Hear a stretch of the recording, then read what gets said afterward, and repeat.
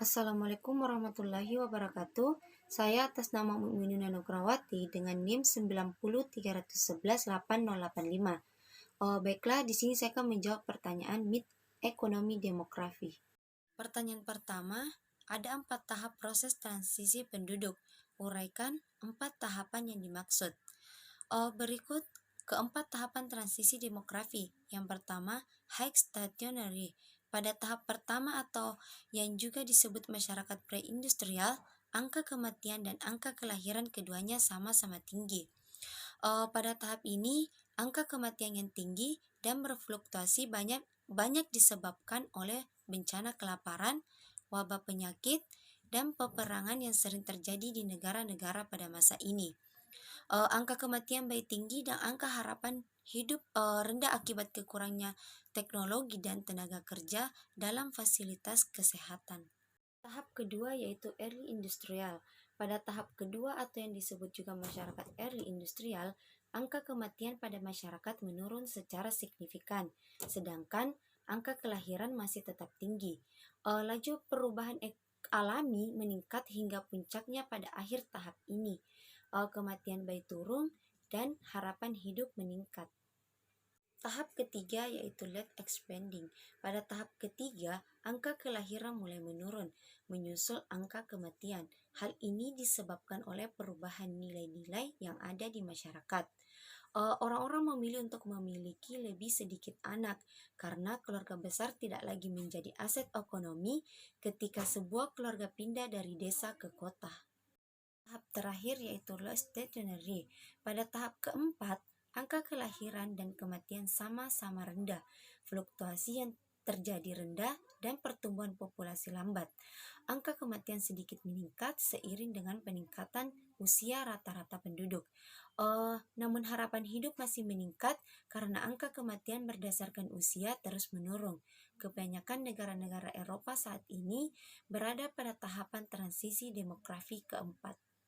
Nomor 2, jelaskan beberapa indikator yang dapat digunakan dalam menganalisis kependudukan serta kemukakan 3 model piramida penduduk.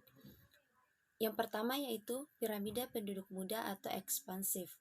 Piramida penduduk muda berbentuk kerucut dengan alas yang lebar dan puncak yang meruncing.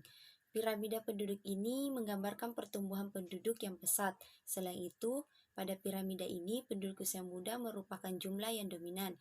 Contoh negara dengan piramida penduduk muda adalah Indonesia dan Cina, di mana negara tersebut memiliki penduduk muda yang mendominasi. Mengenai ciri-ciri negara yang termasuk dalam piramida penduduk muda, tentunya sebagian besar penduduk berada dalam kelompok umur muda.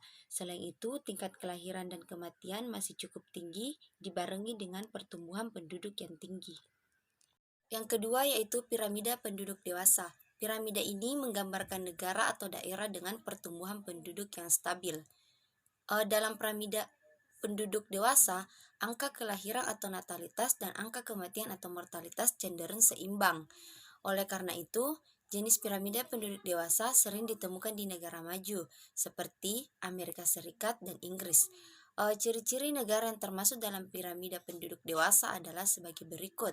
Yang pertama, jumlah penduduk dalam keadaan stasioner atau tetap, arti lainnya dari stasioner adalah tidak berubah. Dan yang kedua, jumlah penduduk dan kematian seimbang. Yang ketiga, jumlah penduduk relatif tetap.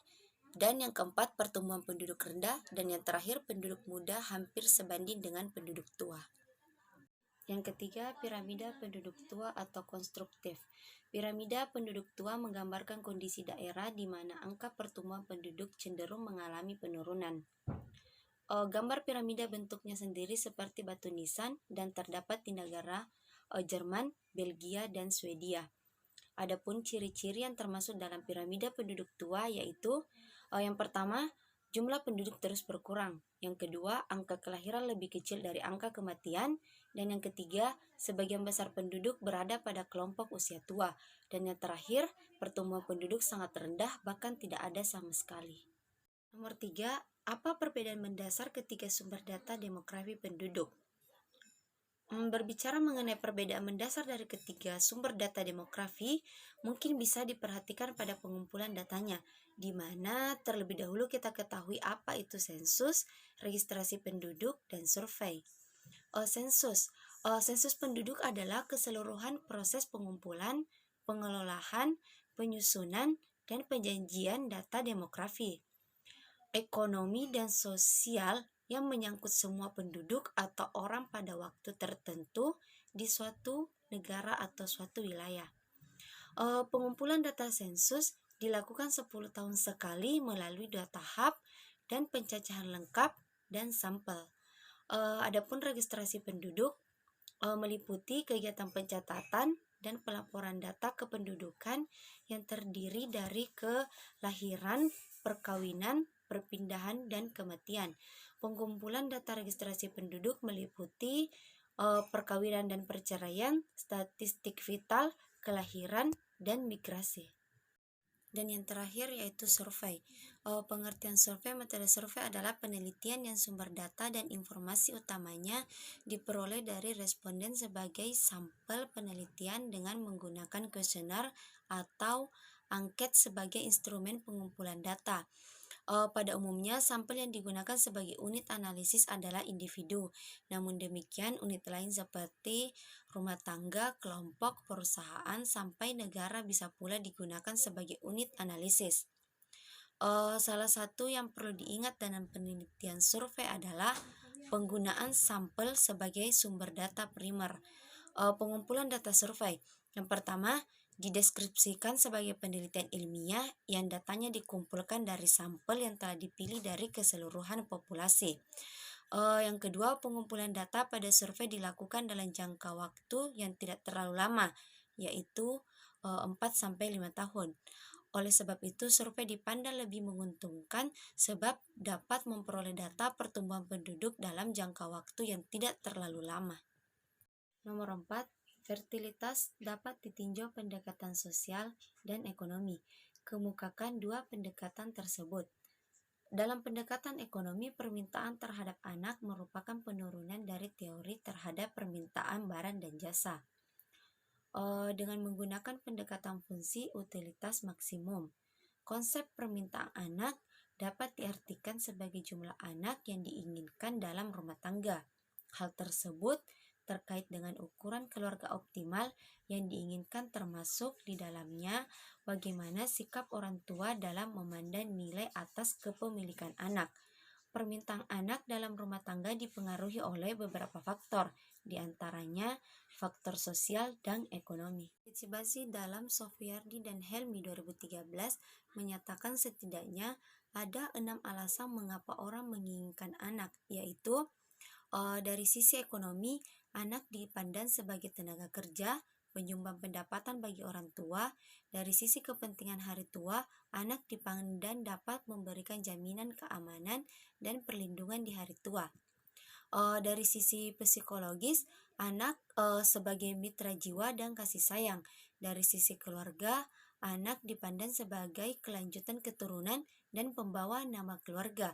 Dari sisi sosial dan keagamaan, anak sebagai pemenuhan kewajiban sosial dan keagamaan. Dari sisi perkembangan kehidupan modern, anak sebagai modal sosial untuk memperluas jaringan dan memenuhi kebutuhan-kebutuhan mereka. Nomor 5, dimisalkan diketahui data fertilitas daerah Sukamaju seperti slide di bawah ini. Jadi GFR angka fertilitas umum, L banyaknya kelahiran, W banyaknya penduduk berumur. GFR sama dengan L per W dalam kurun 15/49 dikali 1000. GFR sama dengan 59 per 1800 dikali 1000. GFR sama dengan 32.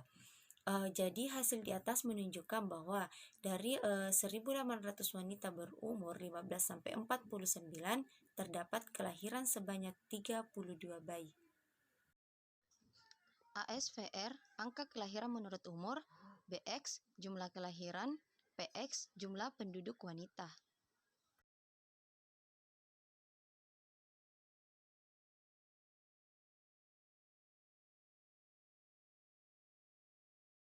Nomor 6, di dalam analisis mortalitas dikenal istilah standarisasi. Jelaskan yang dimaksud dan macam-macam standarisasi tersebut. Menurut Rothman 2002, standarisasi adalah sebuah metode untuk menggabungkan angka rata-rata kategori spesifik ke dalam nilai kesimpulan dengan mengambil rata-rata yang telah ditakar. Standarisasi dilakukan untuk menyingkirkan dan mengendalikan pengaruh berbagai variabel pada pengukuran angka kematian. Nah, variabelnya itu seperti umur atau komposisi, tempat tinggal, pekerjaan, dan jenis kelamin. Jadi, standarisasi terbagi menjadi dua macam, yaitu standarisasi langsung, memberikan hasil yang lebih akurat ketika jumlah dari angka kasus kecil pada setiap kelompok umur atau jenis kelamin pada populasi studi. Metode langsung bisa digunakan untuk menghitung angka rata-rata yang terstandarisasi, seperti rata-rata tekanan darah yang disesuaikan dengan umur dan jenis kelamin pada kelompok pekerjaan yang berbeda. Pada standarisasi langsung, angka rata-rata spesifik umur atau jenis kelamin per kelompok di populasi dalam studi diaplikasikan ke populasi standar. Yang kedua, standarisasi tidak langsung. Standarisasi tidak langsung diukur dengan membandingkan jumlah kematian atau kesakitan yang diamati dan jumlah kematian atau kesakitan yang diharapkan, yang dikenal juga dengan istilah Standardized Mortality Ratio atau SMR. SMR digunakan ketika angka umur rata-rata untuk populasi yang dipelajari tidak diketahui, tetapi total kasus pada populasi studi diketahui. SMR juga digunakan ketika perhitungan rata-rata untuk populasi kecil, di mana kita tidak bisa menghasilkan angka umur rata-rata yang stabil.